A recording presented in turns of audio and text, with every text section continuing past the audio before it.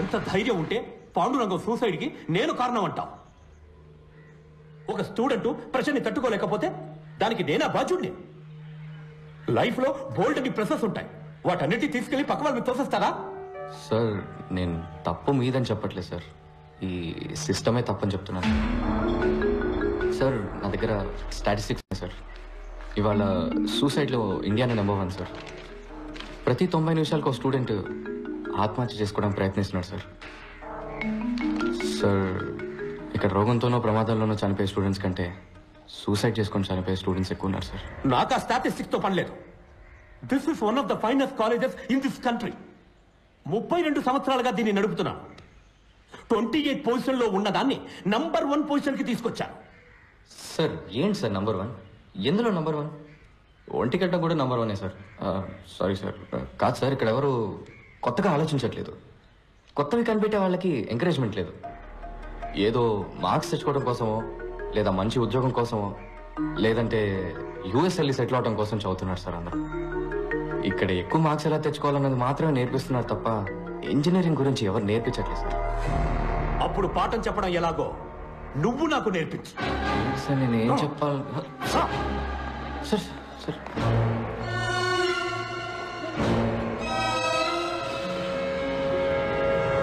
So today we are going to see the thermal. Mister case, మీరు class లో కూర్చోండి. Students ఇక్కడ నుంచున్నారే, ఈయన మహామహామేధావి. ఇక్కడున్న హైలీ క్వాలిఫైడ్ టీచర్స్ కన్నా ఈయనకి ఎక్కువ తెలుసట. ఈ రోజు ప్రొఫెసర్ డాక్టర్ ఇంజనీర్ అయిన పంచపట్ల సారంగపాణి గారు మనకి ఇంజనీరింగ్ అంటే ఏంటో నేర్పిస్తారు. సార్ నేనెలా? Please proceed.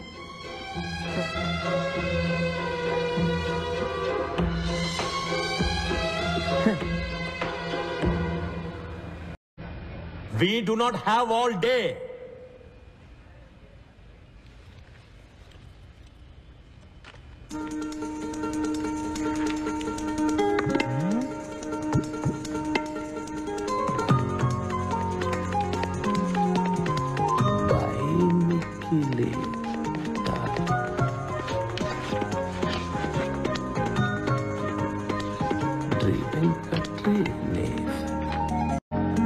మీ అందరికీ 30 seconds టైం ఇస్తున్నాను. ఈ 2 పదాలకు అర్థం ఏంటో ఆలోచించి చెప్పండి. మీ బుక్స్ని మీరు రిఫర్ చేయొచ్చు. ఆన్సర్ తెలిసిన వాళ్ళు చేతులెత్తండి.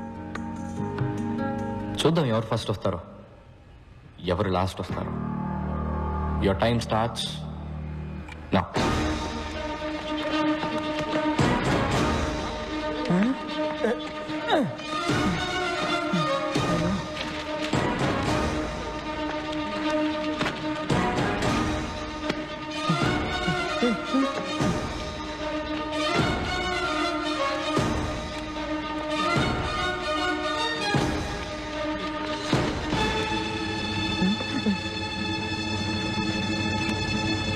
Time up. Time up, sir. Time up, time up. ఏంటి ఎవరికి ఆన్సర్ తెలియలేదా? ఇప్పుడు అందరూ మీ లైఫ్ని ఒకసారి మళ్ళీ రివైండ్ చేసి చూడండి. నేను ఈ 2 పదాలు రాసినప్పుడు ఎవరికైనా ఇవేంటో తెలుసుకోవాలన్న ఆసక్తి కలిగిందా?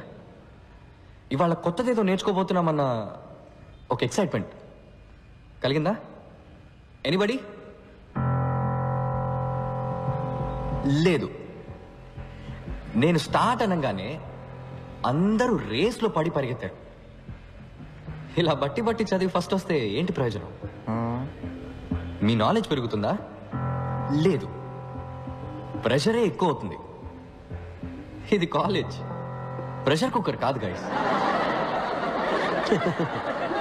సర్కస్ లో కూడా సింహం వచ్చి రింగ్ మాస్టర్ విప్ కి భయపడి కరెక్ట్ గా వెళ్లి చైర్లో కూర్చుంటుంది. దాన్ని వెల్ ట్రైన్డ్ అని చెప్తాం కానీ వెల్ ఎడ్యుకేటెడ్ అని చెప్పలేం కదా. హలో, ఇది ఫిలాసఫీ క్లాస్ இல்ல. ముందా 2 పదాలకి అర్థం చెప్పు.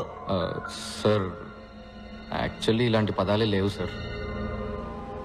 అవి 2 నా ఫ్రెండ్స్ పేర్లతో చేసిన గోల్మాల్.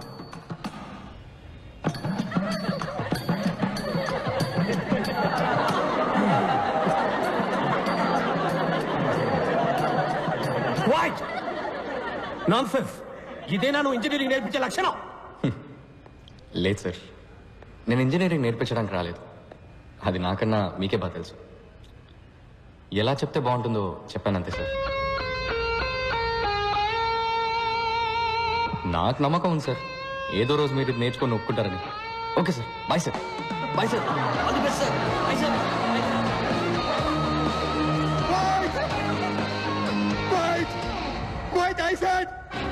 మీ అబ్బాయిలు నిఖిల్, వెంకట్ తప్పుడు సావాసంతో చెడు తిరుగుళ్ళు తిరిగి పాడైపోతుంది.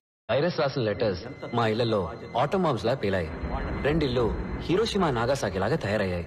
వెంటనే మా పేరెంట్స్ మమ్మల్ని ఇంటికి పిలిచి మాకు తలంటే ప్రోగ్రాం పెట్టారు. రా చూడు, చూసావా? LG air conditioner. సార్ ఇబ్బంది పడకుండా చదువుకోవాలని 15,000 ఖర్చు పెట్టి వాడు రూమ్కే పెట్టించావు. ఇంకా సొంత ఇల్లు లేదు, కారు కొనుక్కోలేదు, స్కూటర్ మీదే వెళుతున్నా. నా 25 ఏళ్ల సేవింగ్స్ మొత్తం వాడి చదువుకే ఖర్చు పెడుతున్నాను తెలుసా? వాడిని గొప్ప స్థాయిలో చూడాలని మా సంతోషాలను త్యాగం చేసావయ్యా. వీళ్ళమ్మ వీడి కోసం స్పెషల్ గా ఉండి పెడుతుంది. అది చాలదన్నట్టు స్పెషల్ గా గుడ్డు ఒకటి.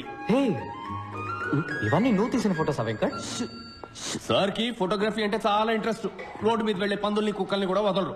వైల్డ్ లైఫ్ ఫోటోగ్రాఫర్ అవుతారట. సార్ పర్సంటేజ్ ఎంత? 91. 94 నుంచి 91కి వచ్చేసాడు. నా బాధ నీకు ఎగతాళిగా ఉందా? లేదు అంకుల్, యాక్చువల్గా ఇంత అందంగా తీశాడు కదా ఫోటోలు, వాడిని ఎందుకు ఇంజనీర్ని చేస్తున్నారు? చక్కగా వైల్డ్ లైఫ్ ఫోటోగ్రాఫర్ చేయొచ్చు కదా, గొప్పవాడు అవుతాడు అంకుల్.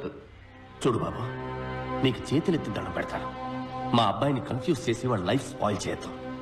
హే వెంకట్, ఫోన్ చేద్దరుగాని రండి బాబు. పని నిఖిల్ రండి, పోంచేద్దాం రండి. సార్ ఇంకోసారి వచ్చినప్పుడు వస్తే తప్పకుండా భోంచేస్తారు. మా అమ్మ గుమ్మగుమ్మల వంటకి నోరు ఊరింది.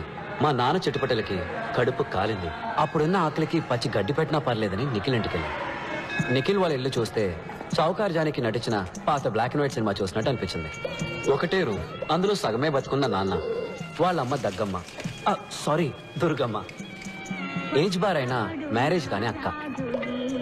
నిఖిల్ వాళ్ళమ్మ రిటైర్డ్ స్కూల్ టీచర్. గొనుక్కోవడం ఆవిడ హాబీ. ఎవరైనా కొంచెం నవ్వుతూ మాట్లాడితే చాలు కప్పు కాఫీ ఇచ్చి అప్పడిగేస్తారు. వాళ్ళ నాన్న ఒకప్పుడు పోస్ట్ మాస్టర్. బాడీకి ఒకవైపు పక్షవాతం, లైఫ్ కి అన్ని వైపులా అప్పులు. వాళ్ళిద్దరు పెన్షన్ తోటి ఆ ఫ్యామిలీ నెట్టుకొస్తుంది. వాళ్ళ అక్క జైకి 28 ఏళ్ళు వచ్చాయి. వందన ట్యాక్స్ లో టికెట్లు దించేవాడు కూడా 100 కాసులు అడుగుతున్నాడు. నువ్వు బుద్ధిగా చదువుకోకపోతే దానికి పెళ్లి ఎలా చేస్తావు? చపాతి కిలో బియ్యం బయట 15 రూపాయలు, రేషన్ లో గోధుమలు 8 రూపాయలే. అందుకే చపాతీలు తింటున్నాం. కొంచెం టమాటా చట్నీ వేయమంటారా? టమాటాలు కిలో 10 రూపాయలు, ఉల్లిపాయలు 15 రూపాయలు. ఈ విధంగా కాలేజీ నుంచి కంప్లైంట్ లెటర్ వస్తే ఏం తినేస్తాం? రాను రాను కూరగాయలు కూడా బంగారు కొట్లు అమ్మేలా ఉన్నారు. టమాటా చట్నీ వేయమంటారా? No thanks. ఏంటమ్మా నా ఫ్రెండ్స్ ముందు నా పరువు తీస్తున్నావు? సరేరా, ఇంకేం మాట్లాడు, నోరు మూసుకుంటాను. మీకోసం కడుపు మార్చుకుని మరీ సంపాదించాలి. పని మనిషిలో అన్ని పనులు చేయాలి, కానీ నోరు మాత్రం తెరవకూడదు. ఇంట్లో కష్టాలు పిల్లలతో చెప్పకపోతే మరెవరితో చెప్పాలి? ఫ్రెండ్స్ తోట?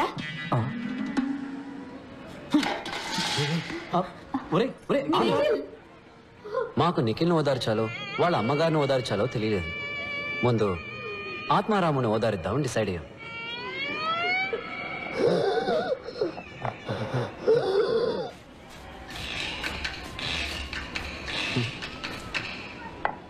ఈయన దురదకి సైబాలు కొందామన్నా కూడా ఇప్పుడు 15 రూపాయలైంది.